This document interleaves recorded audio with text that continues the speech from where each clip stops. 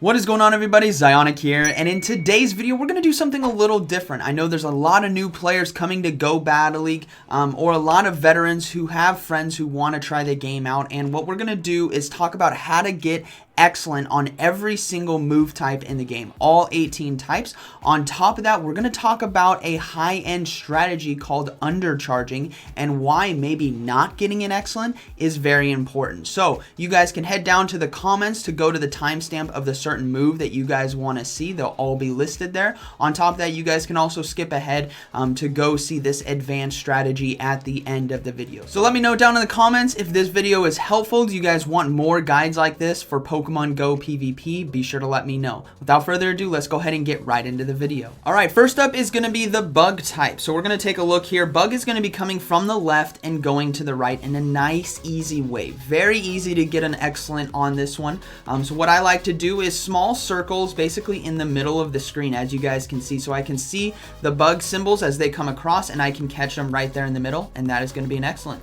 Next up, we have dark. Now dark is going to be appearing in bursts in a circle. So what I like to do is a bit bigger circles right in the center. So what you guys will see is as dark comes up right here, we're going to do big circles around to make sure we catch all four in the burst, and I like to go counterclockwise right there.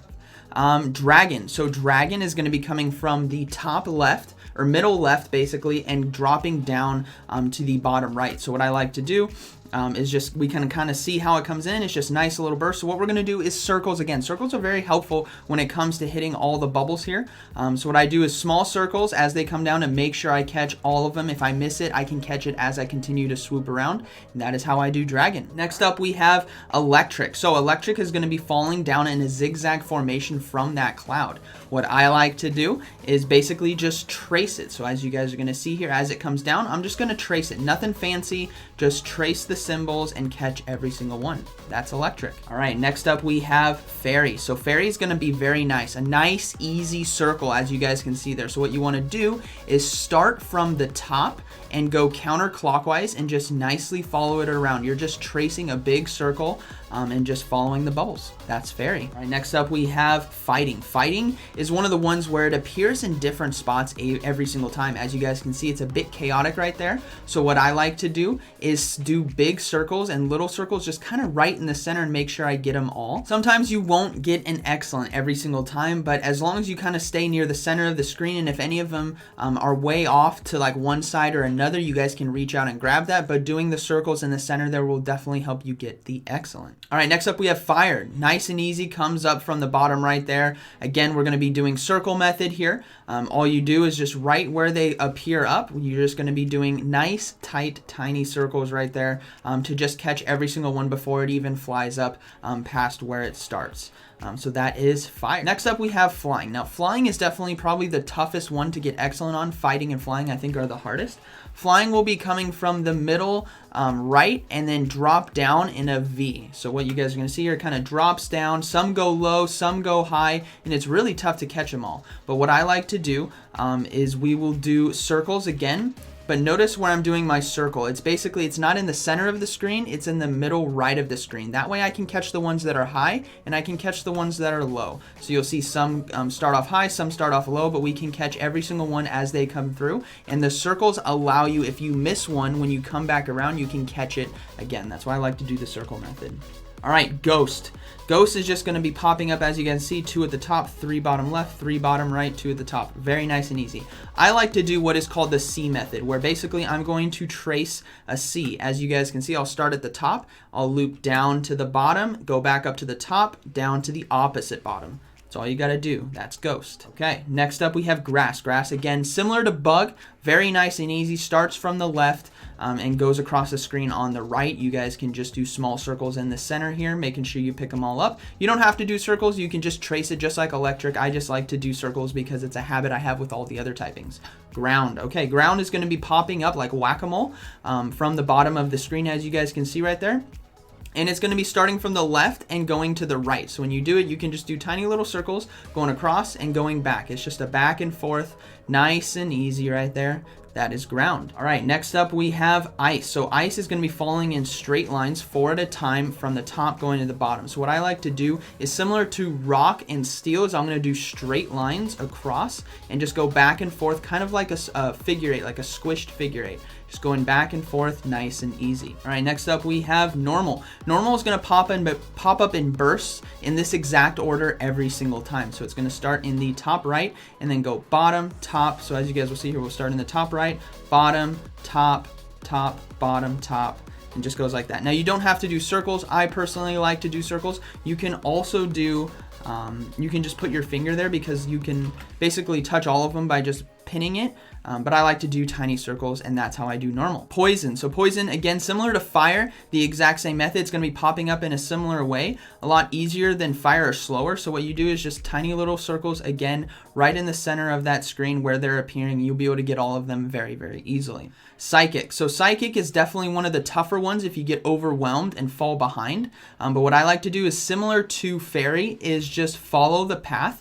But what I also like to do is notice how my fingers are not, well, actually you guys will see my fingers like to go on the outside of where the bubble will go.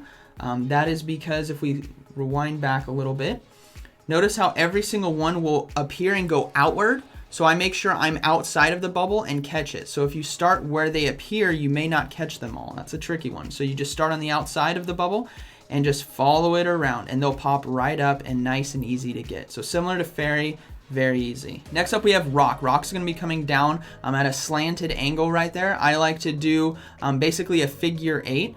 So I start at the bottom and I go up, down, just like this. Just nice, easy strokes back and forth and get excellent every single time right there. All right, next up we have steel. Steel is going to be coming in straight lines that you can do a really nice figure eight with this one as well, similar to the ice and the rock.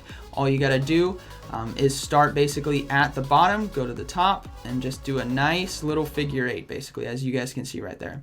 That is steel. And I believe the last one here is going to be water. Yeah, so water is going to cascade down from the top right. Nice and easy. This one, again, is very simple. Similar to grass and bug, you can just simply trace it. I like to do little circles in the center of the screen. Just nice and easy, but there's a lot of different ways you can do that. All right, so now that we've talked about all the different types, we're going to be talking about why sometimes you guys do not want to go for excellent. This strategy is called undercharging. It is used by highly skilled players. And the reasoning behind it is to allow you to farm more energy with fast moves. By not doing an excellent, this does not mean that you use less energy. What it means is your move does less damage. So we're going to take a look at an example, and this example is from a video that is on the channel of a top 5 battles of the week series. So let's go ahead and start talking about it. Now, we're going to break down the fight so you guys can understand why this player decided to not go for an excellent, and we'll see it here. So what we see here is Meganium versus Shadow Mawile on the lead. A very bad matchup for this opponent, but they're going to go for the Earthquake right here. Or build up to the Earthquake, go for the Frenzy Plant. This should be getting a shield from the opponent because they definitely don't want to be going down, and they're looking to switch out, and they're switching into the Drifblim right here. So Drifblim will be coming in. A charge move is going to be coming through. So now what we know is Meganium is low. Mawile, the opponent only has one shield left. They're going to be able to get to an Icy Wind right here, which is going to be nice. It's going to be lowering the attack of the opponent. Now, like I said, we're going to build up to the moment of why this is important. Okay, so Galarian Stunfisk is now coming in. So Galarian Stunfisk does really well with energy. That's what's important here. Energy is important on Galarian Stunfisk. The attack being lowered on the Shadow Mawile means the Fire Fangs are going to be doing less super effective damage. So Galarian Stunfisk is going to start loading up. Now another charge move's coming through, but they're not going to shield. A power-up punch wouldn't do too much damage right here. So they're just going to commit to farming down.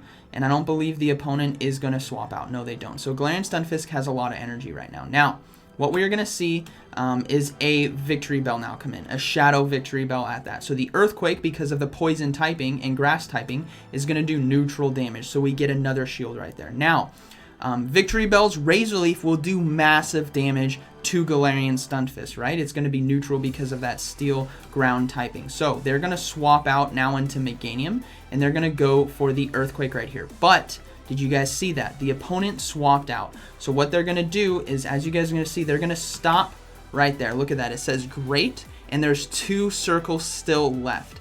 This is the reason why. If they go for an excellent, this will one-shot Gardevoir.